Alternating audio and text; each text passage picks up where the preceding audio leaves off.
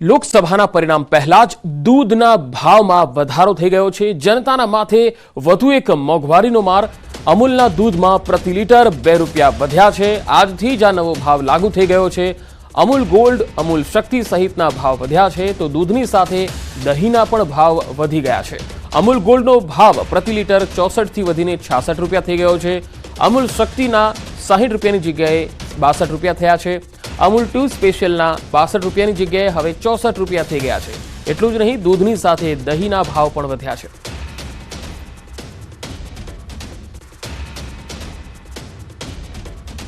તો અમૂલ ગોલ્ડનો ભાવ પ્રતિ લીટર 44 થી 66 સુધી પહોંચ્યો છે। 60 થી 62 અમૂલ શક્તિનો ભાવ થઈ ગયો છે તો અમૂલ ટી સ્પેશિયલ 62 થી 64 રૂપિયા પહોંચી ગયો છે।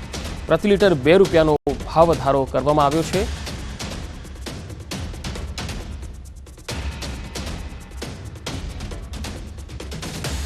તો આ નવો ભાવ આજથી જ લાગુ થઈ ગયો છે। અમૂલના ત્રણેય અલગ અલગ જે ગોલ્ડ, શક્તિ અને ટી સ્પેશિયલ આ ત્રણેયમાં 2-2 રૂપિયા પ્રતિ લીટર વધારવામાં આવ્યા છે। નવા ભાવ આજથી જ લાગુ થઈ ગયા છે અને અમૂલ ટી સ્પેશિયલનો ભાવ પણ વધ્યો છે તો સાથે સાથે દહીંનો ભાવ પણ વધ્યો છે। જનતાના માથે વધુ એક મોંઘવારીનો માર। અમૂલ દૂધના ભાવ 2 રૂપિયા વધી ગયા છે અને આ આજથી જ ચૂકવવાના રહેશે। અમૂલ દૂધનો ભાવ વધારો આજથી લાગુ થઈ ગયો છે ત્યારે અમદાવાદમાં વહેલી સવારે દૂધ લેવા જતી સામાન્ય જનતાએ ન્યૂઝ 18 સાથેની વાતચીતમાં સામાન્ય જનતાએ જણાવ્યું કે આ જરૂરી ચીજ છે અને એડજસ્ટ કરવું પડશે। સાથે ચાની ચુસ્કી પણ હવે મોંઘી થઈ શકે।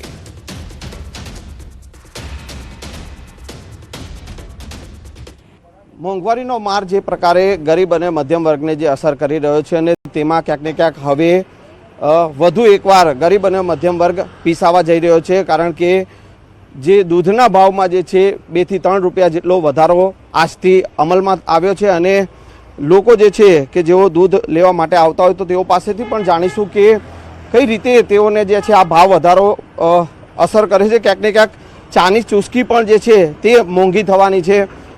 શું કહેશો, દૂધનો ભાવ આજથી વધ્યો છે અને અમલ થયો છે? દૂધનો ભાવ વધ્યો છે લીટરે જે, પણ અમારે એટલું જ કહેવું છે કે હવે જ્યારે દૂધનો ભાવ વધ્યો છે ત્યારે હવે ચાનો કાપ મૂકવો પડશે।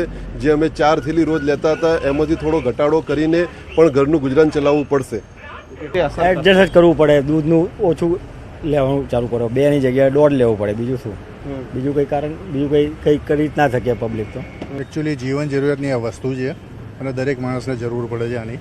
હવે જ્યારે વધારો વધે છે એટલે એની જરૂરિયાત તો એની એ જ રહે છે પણ ભાવ વધવાની સાથે એને કાપ મૂકવાની પરિસ્થિતિ ઊભી થઈ છે।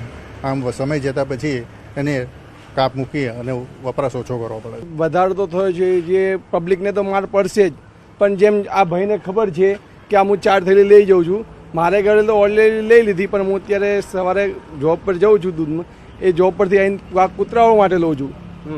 પણ પબ્લિકને તો માર પડશે, પણ જે સંસ્થાઓ છે કોઈ બી બચ્ચાઓને 10 રૂપિયાનું દૂધ પાવતા હશે એની માટે બી ટ્રપ પડી જશે। આજે 4 થેલી પાવું છું તો કાલે 2 થેલી જ પાવી પડશે, એવું થશે। એમને વર્ષમાં 5-6 વખત તો આ લોકો વધારે જ છે અને એ રીતે જ કરે છે અને ઘણી વખત તો ભાવ એનો એ રાખે છે ને જે એની ક્વોન્ટિટી છે એ ઘટાડી નાખે છે।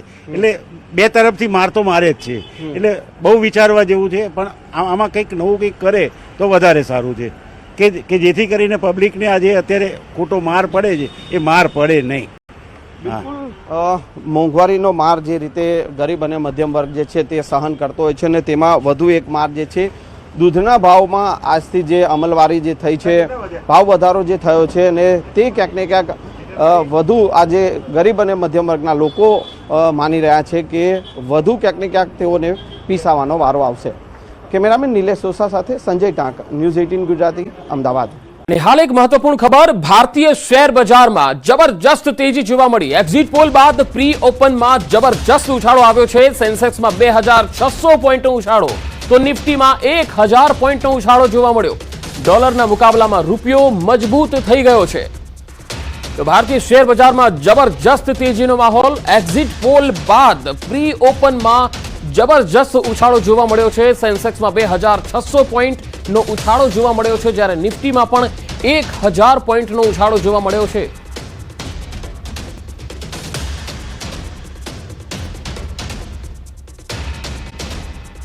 ચિરીપાલ ફાઉન્ડેશન ગ્રુપ દ્વારા અમદાવાદના એસજીવીપી ગ્રાઉન્ડ ખાતે T20 ક્રિકેટ પ્રીમિયર લીગની ફાઇનલ મેચ યોજાઈ હતી, જેમાં હેરિટેજ સિટી ટાઇટન્સ અને અમદાવાદ એરો વચ્ચે ફાઇનલ મેચ રમાડવામાં આવી, જેમાં હેરિટેજ સિટી ટાઇટન્સનો વિજય થયો હતો. આ ફાઇનલ મેચમાં જેમાં મુખ્ય મહેમાન તરીકે બીસીસીઆઈના સેક્રેટરી જય શાહ, ક્રિકેટર જયદેવ ઉનડકટ, રાજ્યસભાના સાંસદ નરહરી અમીન અને મયંક વ્યાસ ઉપસ્થિત રહ્યા હતા. અમદાવાદ એરોએ 126 રન બનાવ્યા હતા, જ્યારે હેરિટેજ સિટી ટાઇટન્સે 4 વિકેટ ગુમાવી 130 રન બનાવી વિજય મેળવ્યો. 4 વિકેટ લેનાર વિકાસ જૈનને પ્લેયર ઓફ ધ મેચ અને ઉર્વિલ પટેલને પ્લેયર ઓફ ધ સિરીઝનો પુરસ્કાર આપવામાં આવ્યો. આઈપીએલ તેમજ ભારતીય ક્રિકેટ ટીમમાં ગુજરાતના ખેલાડીને તક મળે એ હેતુથી આ ટુર્નામેન્ટનું આયોજન કરાયું હતું.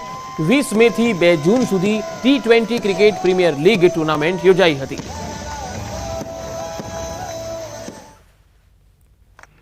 ઓગણીસમી મેથી આઈપીએલની જેમ 2020 ટુર્નામેન્ટની શરૂઆત કરવામાં આવી. 17 મેચો રમાઈ ગઈ. આજે 18મી ફાઇનલ મેચ છે. બીસીસીઆઈના સેક્રેટરી જયભાઈ અમિતભાઈ શાહના હસ્તે ઇનામ વિતરણ થવાનું છે. ભારતીય ટીમના ખેલાડી અને સૌરાષ્ટ્ર રણજી ટ્રોફીના કેપ્ટન જયદેવ ઉનડકટ એ પણ મુખ્ય મહેમાન તરીકે ઉપસ્થિત છે. આ ટ્રોફીમાં વિજેતા ટીમને 5 લાખ રૂપિયાનો રોકડ પુરસ્કાર અને ટ્રોફી એનાયત થવાની છે. રનર્સઅપ જે ટીમ છે એને 2.5 લાખ કેશ પ્રાઇઝ અને ટ્રોફી એનાયત થવાની છે. એ ઉપરાંત સમગ્ર મેચમાં જેને સારામાં સારો પરફોર્મન્સ કર્યો છે એવા મેન ઓફ ધ સિરીઝને 51,000 રૂપિયા અને સમગ્ર મેચ દરમિયાન જેણે સૌથી વધારે કેચ કર્યા છે, સૌથી વધારે વિકેટ લીધી છે, સૌથી વધારે રન કર્યા છે એવા પ્લેયર્સને 25,000 રૂપિયાનો રોકડ પુરસ્કાર અને ટ્રોફી એનાયત થવાની છે. અને 18 મેચમાં જે મેચમાં મેન ઓફ ધ મેચ બન્યા એવા તમામ ખેલાડીઓને 10,000 રૂપિયાનો રોકડ પુરસ્કાર અને ટ્રોફી એનાયત થવાની છે. ગુજરાત ક્રિકેટ એસોસિએશનના સહયોગથી ગુજરાતમાં પહેલી આઈપીએલની જેમ આ 2020ની ટુર્નામેન્ટની શરૂઆત થઈ છે. રણજી ટ્રોફી અને સિનિયર 22ના જે જીસીએના ખેલાડીઓ છે એવા લગભગ 100 જેટલા ખેલાડીઓ અને 20 જેટલા કોચ અને મેનેજરોની ફાળવણી જીસીએ દ્વારા કરવામાં આવી છે. 6 ટીમો મારફતે લગભગ 17 ખેલાડીઓ, 2 મેનેજર, 2 કોચ અને 1 મેનેજર એમ દરેક ટીમમાં 20 પ્લેયર્સ અને ઓફિશિયલ્સ ફાળવવામાં આવ્યા હતા. મારી દ્રષ્ટિએ આઈપીએલમાં ગુજરાતના જેટલા પ્લેયર્સ પસંદ થવા જોઈએ, સિલેક્ટ થવા જોઈએ એ બીજા સ્ટેટ કરતાં ગુજરાતના ઓછા થાય છે.